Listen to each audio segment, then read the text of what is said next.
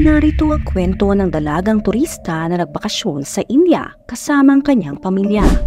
Ang masayang paglalakbay sana ay nauwi sa trahedya nang matagpuan siyang walang saplot sa tabing dagat.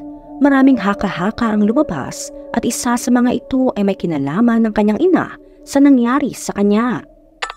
Tara, alamin natin ang buong kwento ni Scarlett Keeling.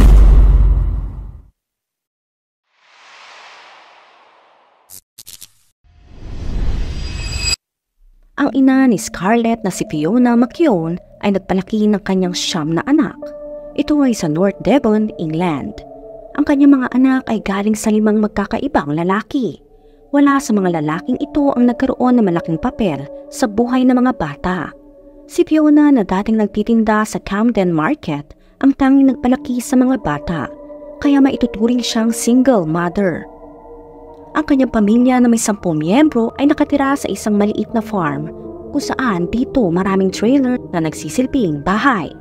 Namumuhay sila sa pamamagitan ng state benefits at sa pagtatanim ng kanilang makakain. Ang mga anak ay naka-homeschool at lumaki na may kaunting pag-aalaga. Dahil dito naging aktibo sila at nahilig sa mga outdoors activity. Si Scarlett na ikatlo sa 9 na magkakapatid ay nakahiligan ang paglangoy at pagsakay sa kabayo. Sa kanilang malayang pamumuhay, ganap niyang niyakap ang kanyang kalayaan.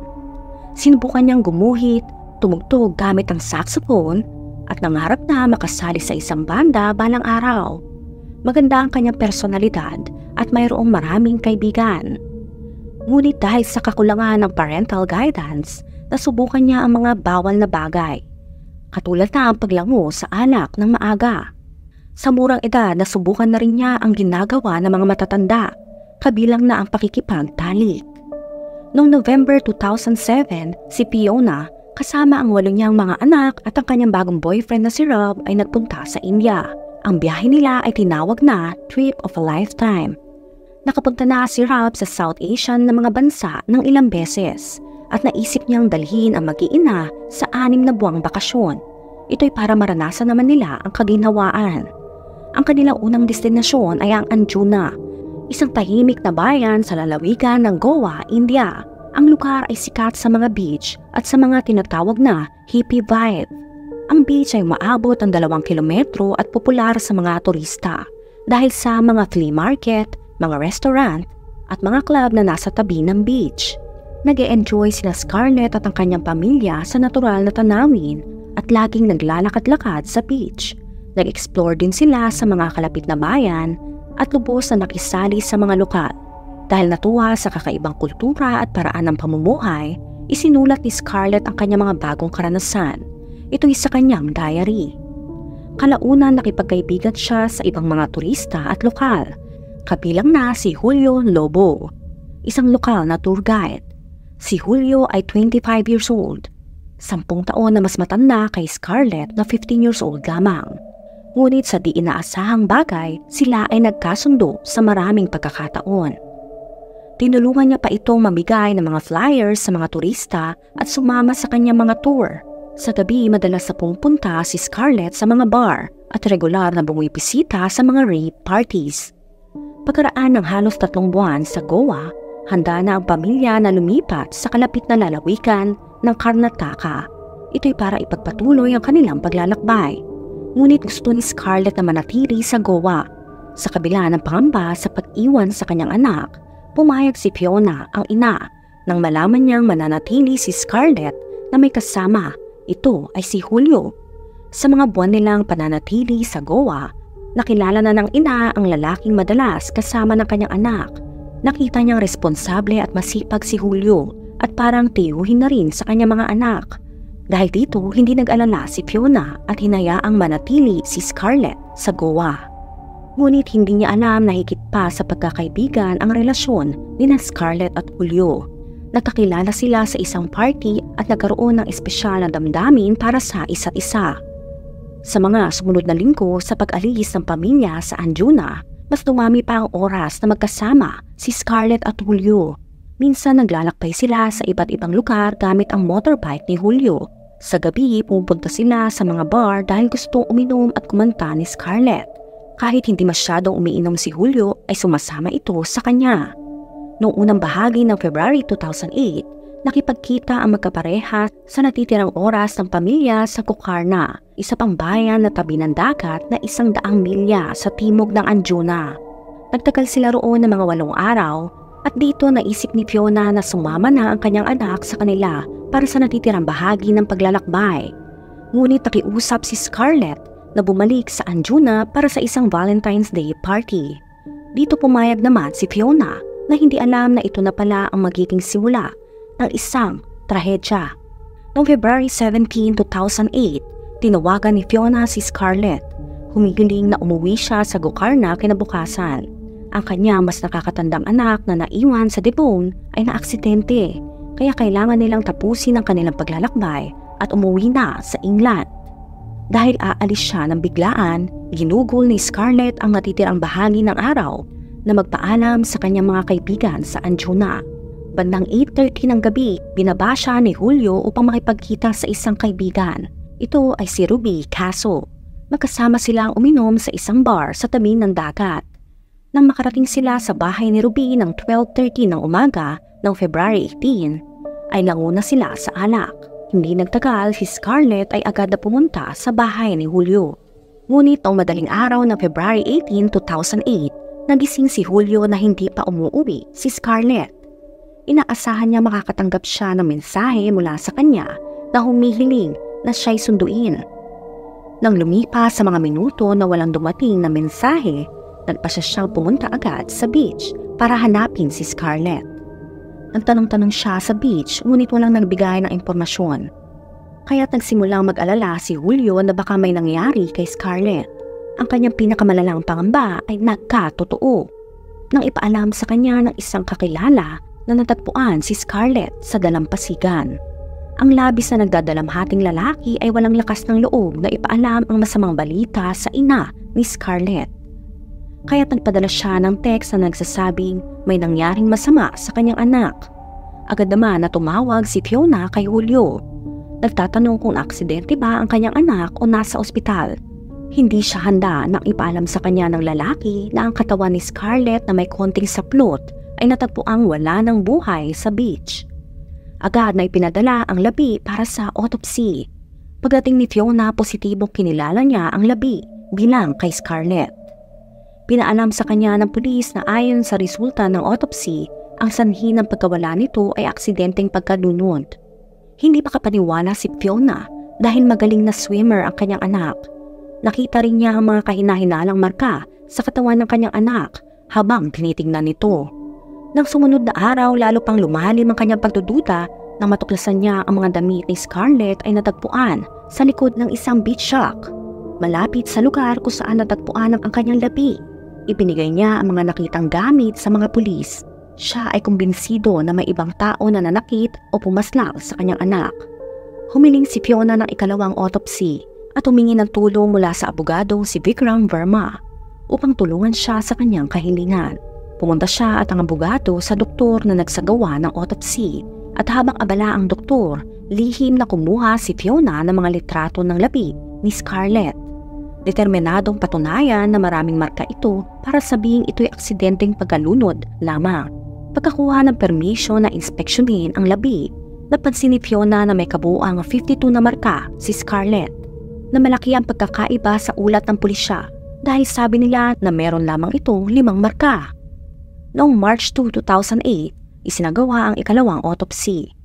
Dito nakumpirma ang mga pahayag ni Fiona na higit sa 50 ang mga marka sa kanyang katawan. Pinakita rin ang resulta na may mga pinsala malapit sa kanyang masela na mga bahagi. Ito'y nagsasabi na posibleng sapilitang ginamit ang kawawang dalagita. Bukod pa rito, ang tubig sa kanyang mga baga ay napakakaunti kaya hindi maaring ito'y nalunod. Nang malaman ang resulta ng ikalawang autopsy, inanunsyo ng pulis ng Goa na ito ay isang pamamaslang. Sa kasamaang palad, marami ng oras ang nasayang. Hindi na isaayos ang crime scene at hindi na nakakuha ng pahayag mula sa mga posibleng saksi noong araw na natagpuan ang labi ni Scarlett. Ang ilang mga waiter na mga seasonal workers ay umuwi na sa kanilang mga bayan dahil papalapit na ang pagtatapos ng tag-init. Dito nagduda sina Fiona at Verma na sinadyang pinabagal ng mga lokal na pulis ang investigasyon para sa posibleng cover-up. Kaya tinala nila ang kaso sa Prime Minister ng Goa. Pagkalipas ng 2 araw, isang first information report ang sinampa ng pulis na nagsasangkot sa 2 lalaki na sina Samson De Souza at Placido Carvalho bilang mga suspect sa nangyari kay Scarlett. Ayon sa isang waiter sa Louis Bar na maituturing na pinakamalapit na establishmento sa lugar kung saan natagpuan ang labi ni Scarlett, nakita niya na dumating ito bandang alas 3 ng umaga noong February 18. Lasing at halos hindi na makatayo. Sinabi niyang wala siyang pera at naghahanap ng masasakyan pa uwi. Dahil walang nagbolontaryo, dinala siya sa kusina ni De Souza, isang bartender sa Louis, at si Carvalho naman, isang kilalang dealer ng pinagbabawal ng mga substance sa lugar. Ang 2 lalaki ay gumagamit ng mga ilegal na produkto kasama si Scarlett bago inalok ng waiter na si Murli Sagar na ihatid siya pa uwi bandang alas 5 ng umaga. Ngunit nang malapit na silang umalis, hinawakan ni De Souza ang babae at hiniling sa waiter na iwan silang mag-isa. Sumunod naman agad si Sagar. Sumakay ito sa kanyang bisikleta at umalis na. Ang isa pang saksi ay isang Briton na nagngangalang Michael Manion. Dito nakumpirma ang kwento ng waiter. Si Michael ay nasa bar nang dumating si Scarlett. Pagkaraan ng 1 oras sa kusina, kinausap ng babae si Manion at binunyag na gumamit siya ng mga substance kasama ang 2 lalaki. Ilang minuto matapos nito, nakita ni Manion na umalis sina Sagar at Scarlett. Ito'y mula sa bar ng bandang alas 5 ng umaga. Pagkatapos ito, pumunta si Manion sa car park at natagpuan ang halos hindi gumagalaw na babae na nakahiga sa lupa. Si De Souza ay nasa ibabaw niya at sinusubukang tanggalin ang kanyang mga damit. Ito'y habang papaalis na si Sagar gamit ang kanyang bisikleta. Dahil nagulat sa nakita, agad na umalis si Manion gamit ang kanyang motorbike. Sa loob ng 24 oras, na-aresto at na-charge sina De Souza at Carvalho. Ito'y sa mga kasong pagpaslang, panggagahasa at pagbibigay ng mga nakakapinsalang mga substance kay Scarlett. Habang sila ay nasa kustodiya, inamin ni De Souza na kasama niya si Scarlett noong gabing iyon, ngunit upang tulungan lamang siya. Sinasabi niyang dinala niya ang lasing na babae sa beach, ngunit iniwan niya ito dahil halos wala na itong malay at iniisip niyang iyon ang pinakamainam na gawin. Sa kabila ng mga pag-aresto, nanatiling duda ang ina na si Fiona. Ang kanyang abogado ay pareho ng pakiramdam at nababahala na hindi maayos ang pagkuha ng mga ebidensya ng pulis na ipapakita sa korte. Ang toxicology test ay hindi pa naisagawa at dahil sa tagal ng panahon, nag-aalala ang ina na baka hindi na ipakita ng tissue samples kung ang biktima ay lasing o nakagamit ng mga kemikal. Sa kabila ng alok na magbigay ng pahayag sa pamamagitan ng live video conferencing, tinanggihan ito ng depensa na nagsabi na hindi ito maganda sa pakiramdam. Sa kabilang banda, inilabas ng depensa ang diary ni Scarlett at ginamit ang nilalaman nito. Kasama na rin ang mga testimonya ng mga saksi upang ipakita na ang biktima bilang isang taong may problema, na regular na gumagamit ng alcohol at mga illegal na substance.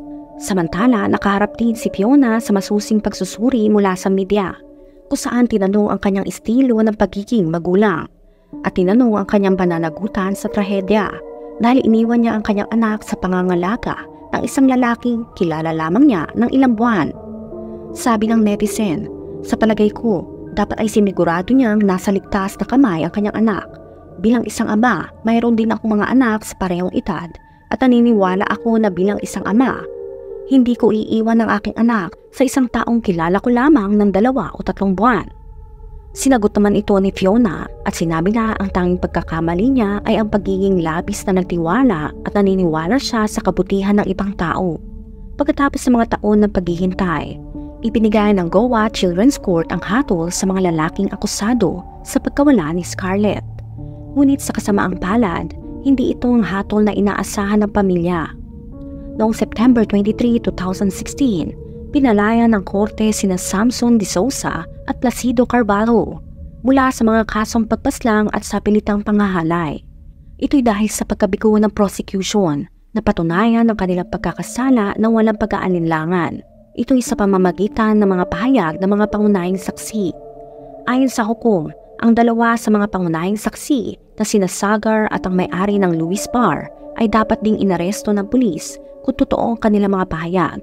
Ito ay dahil sa mga sinabi nila na pinapayagan nilang magbenta at gumamit ng mga illegal na substance sa kanilang bar ang mga tao. Isang bagay na pinagbabawal ng batas ng India, ngunit ito'y karaniwan na sa mga lugar tulad ng Anjuna. Binanggit din ng hukom kung paano ang mga pagkukulang sa proseso ay nagpapahina sa kaso, kabilang na ang pagkaatala sa pag-record ng mga pahayag ng mga saksi. Nawala ng pag-asa si Fiona sa hatol at pinuna ang sistema ng hustisya ng India. Ito'y nagsasabing wala ng pag-asa ang mga international na turista na nasaktan sa kanilang bansa na makakuha pa ng katarungan. Ngunit sa kabila nito, determinado pa rin si Fiona at Verma na ipagpatuloy ang laban.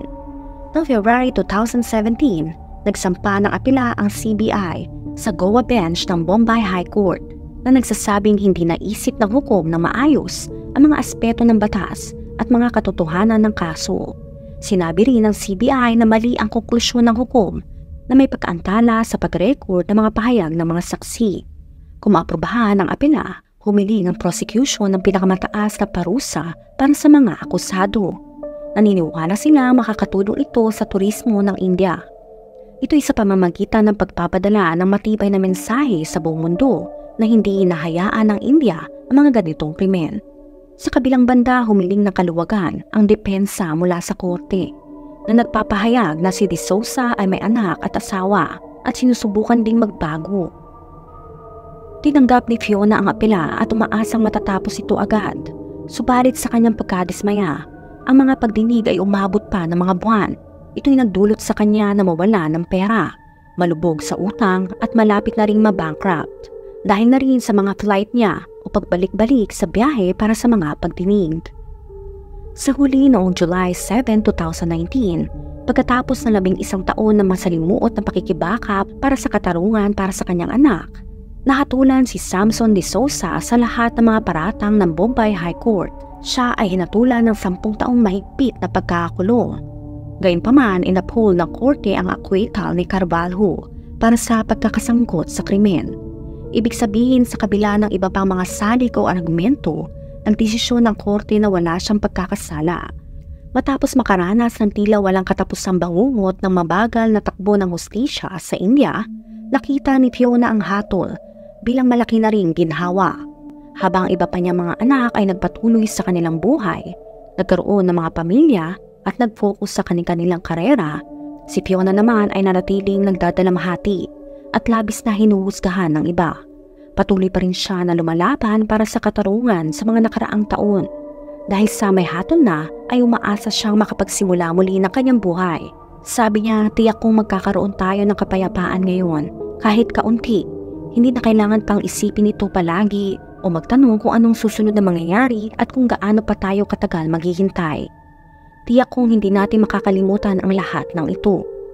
Ginawa ring misyon ni Fiona ang magbigay ng suporta sa ibang tao na nawala ng mahal sa buhay sa ilalim ng marahas na kultura laban sa mga babae.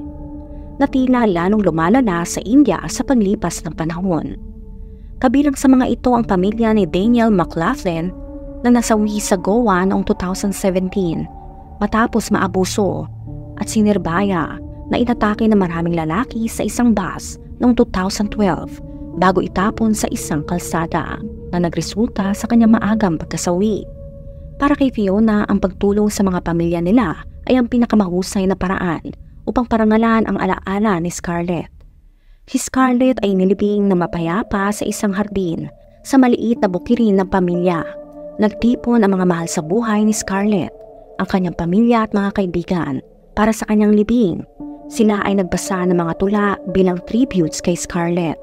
Umaasa silang sa pagkakaroon ng kanyang libingan malapit sa kanyang bahay ay agad na masisilayan ang magagandang alaala na mananatili sa kanila at hindi ang trahedyang nagbago sa kanilang buhay mula nang masawi si Scarlett. Ikaw, pabor ka ba sa hatol sa mga suspect sa India? Kasalanan nga ba ito ng kanyang ina? Let me know sa comment section. Kung nakaabot ka sa video na ito ay maraming salamat. Huwag kalimutan mag-like, share, subscribe, and turn on the notification. Ingat ka palagi. Ciao!